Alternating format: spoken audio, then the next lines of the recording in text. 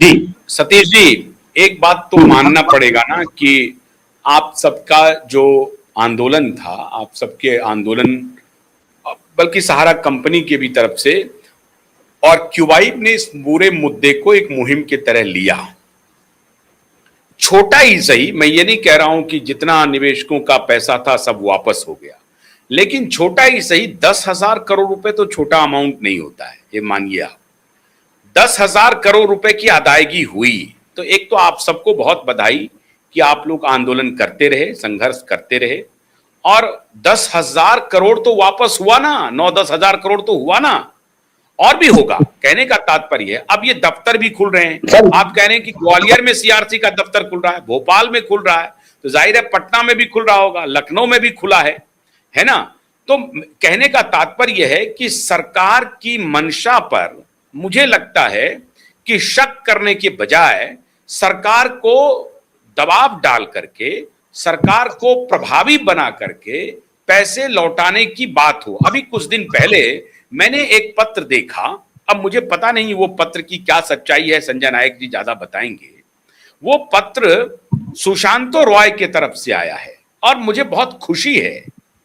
वो हालांकि वो एम्प्लॉय को लेकर के है, निवेशकों को लेकर के नहीं है, लेकिन मुझे बहुत खुशी है कि सुशांतो रॉय, अब वो पत्र सुशांतो जी का है या किसी और का है मुझे नहीं मालूम, लेकिन सुशांतो रॉय ने यह खत लिखा है कि वो कंसर्न्ड हैं अपने एम्प्लॉय को लेकर के, संस्थान को लेकर के, लोगों का पैसा देने को लेकर के। देखिए संजय जी, मैं ये कहना चाह रहा हूं कि जो सर कह रहे हैं 10,000 जो बता, मैं उस बात को स्वीकार करता हूं। मान रहा हूं छोटे लोगों को, निवेशकों को पैसा मिला, ये आप भी स्वीकार कर रहे हैं, हम भी स्वीकार कर रहे हैं।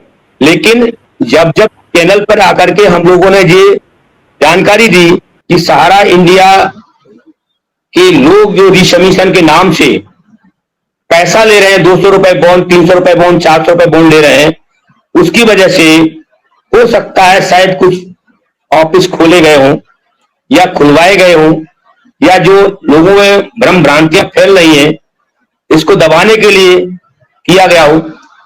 इस पर पूर्ण विश्वास मैं कैसे कर सकता हूं।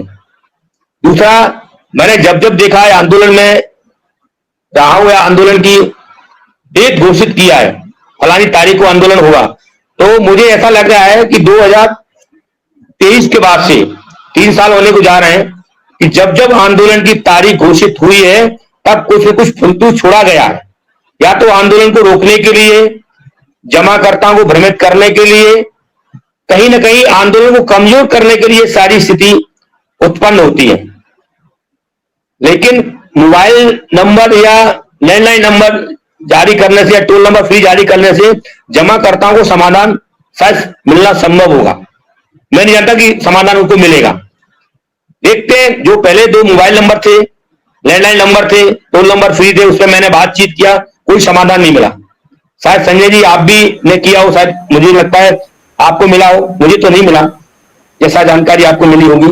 लेकिन यह है कि आपके चैनल पर बैठ करके कई बार मैंने कहा है कि सहारा के कंप्यूटर जो ऑपरेटर काम कर रहे हैं वो 200 रुपए बॉन्ड दे रहे हैं, 500 रुपए बॉन्ड ले रहे हैं, ये सारी जानकारी वहां तक पहुंची, दबाव उसका पड़ा, उस वजह से शायद निःशुल्क ये शायद ऑफिस खोले गए हैं। लेकिन इनमें सिर्फ रिसमीशन का काम देखा जा रहा है, किया जा रहा है। चलो जो भी हुआ, आगे और समझ में कुछ आएगा। लेकिन आज की डेट में जो लोगों ने कंप्यूटर पे लॉगिंग के माध्यम से, पोर्टल के माध्यम से लॉगिंग किया है, कुछ ही मिला तो जरूर छोटे लोगों को 2,000, 4,000, 5,000, 10,000। नहीं तो संजय जी, मैं वही कह रहा हूं सतीश जी कि कुछ तो मिला ना। अब धीरे धीरे होप भी हुआ है, ऐसा नहीं है कि सरकार। अभी मैं सुशांतो जी का जिक्र कर रहा था, तो सुशांतो रॉय ने खत लिखा कि हम पैसा लौटाने के लिए तैयार हैं। अब एक प्रॉपर्टी का मान लीजिए कि एक झटके में पैसा लौटाने की बात हो रही है, तो अदानी के पास इन्होंने ऑफर दिया कि भाई मेरे प्रॉपर्टी को लिक्विडेट करते हैं, लिक्विडेट कीजिए और आप पैसा दीजिए। अब वहां अड़ंगा लगाया जा रहा है। अब फिर कह देखो अडानी को दिया जा रहा है, अडानी, अरे भाई आप अपना पैसा लोगे कि नहीं लोगे?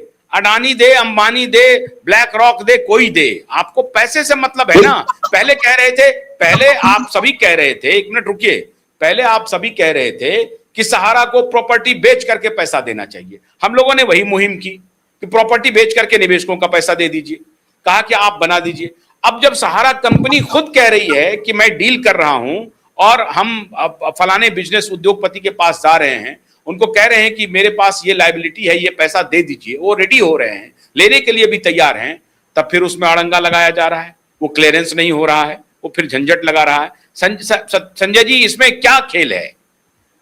ये क्यों ऐसा हो रहा है? अनम्यूट कीजिए, अनम्यूट कीजिए। हाँ, बोलिए। आशुतोष जी नमस्कार। क्यूआई नेटवर्क के सभी सदस्यों को, जो क्यूआई नेटवर्क देख रहे या बाद में देखेंगे, मैं मध्य प्रदेश की धरा से संजय नायक आप सभी को प्रणाम करता हूं। आशुतोष जी, जो भी कुछ करना है, आपने इसके पहले कहा पोर्टल के विषय में आपने संज्ञान दिया, सतीश चतुर्वेदी जी ने भी उस पर चर्चा की। पोर्टल अगस्त माह से जो सुधार का काम है हेडक्वार्टर में वो बंद है, और बंद होने के पीछे का जो कारण है कि रेरा ने और जो ईएफओ विभाग ने उसका सहारा इंडिया भवन सील कर दिया था कि पहले आप हमारा पैसा दो, इसके बाद में हम भवन खोलेंगे। और भवन में, सहारा भवन में इनका सर्वर था जहां से सुधार का तमाम प्रकार का काम होता। तो अगस्त 2025 से सुधार का काम बंद है। दूसरा इनके सामने समस्या है कि एम्प्लॉयों के लिए या उस सर्वर चलाने के लिए इनके पास लिक्विडिटी नहीं है, पैसा नहीं है देने के लिए, जिस कारण से पोर्टल में बाधा उत्पन्न हो रही है। और विगत करीबन 10 से 11 महीनों से पोर्टल पूरी तरीके से ठप पड़ा हुआ है। जो नए निवेशक पोर्टल पे आवेदन करते, निवेशक आवेदन करते जिन्होंने पोर्टल पे आवेदन नहीं किया है, जिनकी सब चीजें फुलफिल हैं, उनको 10-20 हजार रुपया दे रहे हैं। ये पोर्टल की पूरी कहानी है। और आशुतोष जी, जब कोई प्रोसेस या कोई सिस्टम बनाया जाता है तो उसके कुछ टोल फ्री नंबर दिए जाते हैं। ये आपको भी पता है कि टोल फ्री नंबर किस हद तक वो कितनी मात्रा में काम करते हैं, नहीं करते हैं। तो वो टोल फ्री नंबर जो आप फ्लैश कर रहे हैं वो ये टोल फ्री नंबर है। अब हम आते हैं कि साफ सहारा की संपत्तियों पे अड़चन कौन लगा रहा है। तो सहारा की संपत्तियों पे अड़चन कोई नहीं लगा रहा है सहारा के अलावा। इन्होंने संपत्तियां बेच दी हैं, टोकन मनी ले ली है कुछ डीलरों से। वो संपत्ति इन्होंने सुप्रीम कोर्ट में जाके बोल दिया है कि साहब हमें इसको बेचना है। जिस संपत्ति को आप पहले बेच चुके हो, जिसको आप टोकन मनी ले चुके हो, उसको आप कैसे दोबारा बेच सकते हो, ये बहुत बड़ा प्रश्न आ रहा है उसमें। तो आपको याद हो, सुप्रीम कोर्ट में एसएफ नफाड़े जी को नियुक्त किया गया था कि प्रॉपर्टियों को 3 कैटेगरी में आप डिवाइड करके लाइए। और जो अभी 13 तारीख को जो सुनवाई हो रही है वो नफाड़े जी के पहल पे ही हो रही है।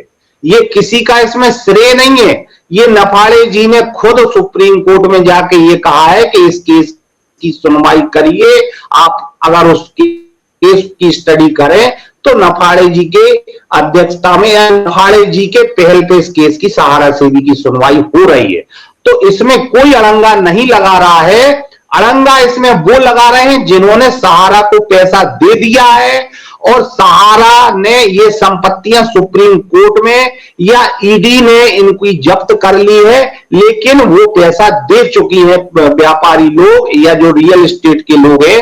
तो निश्चित तौर से वो सुप्रीम कोर्ट जाएंगे क्योंकि कंपनी ने वहीं से पैसा लिया है। अब वो कहां जाएंगे या उनको कैसे मिले? तो ये मामला है किसी निवेशक की तरह से